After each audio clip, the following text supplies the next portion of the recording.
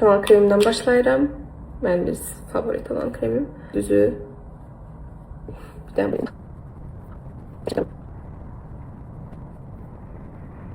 Yani inanılmaz güzel, inanılmaz. Ümumiyyətlə bir markadan bütün makyajımı edəcəm deyə seçməliyəmsə bu Haus Labs olardı. Bu da belə bir fırçasıdır, concealer fırçasıdır. Bugün Nars'ın concealerinden istifadə edəcəm. Rahatdır, qəşəng. Aradakı fərqi yəqin ki gördünüz. Üzümüzə biraz istilik verək. Bu da favorilərimdəndir.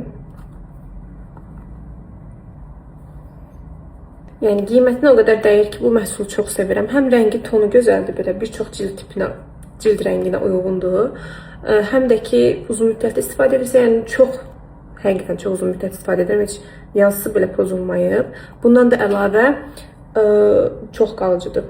Digər mənim toz bronzerlarım belə qalıcı olmur.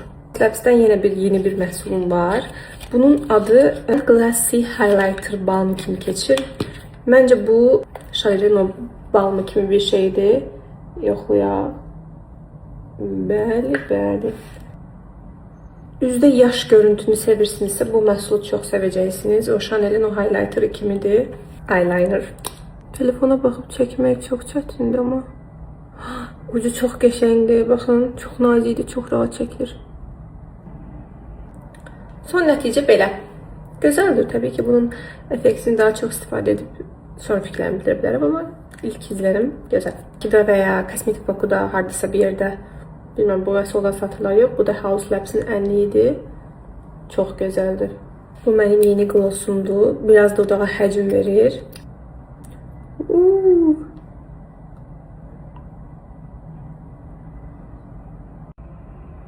Son olaraq makyajımı sabitləyəcəm bu isti aylarda. Mən bugün niyə danışa bilmirəm.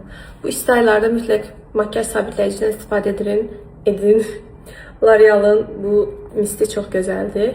Çox gözəl sabitləyir. TikTok'da falan bütün influencerların favorisi deyərdim sizə.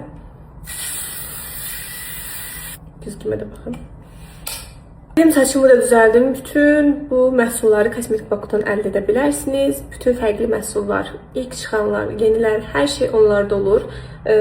Kredit şərtləri də olur. Rahatlıqla ala bilərsiniz. İndi al 3 ay sonra ödə kimi şərtləri də olur. Odur ki, səhifələrini izləməyə alın. Bu kampanyaları qaçırmamağınız adına. Çok güzel oldu makyajım. Ne düşünürsünüz?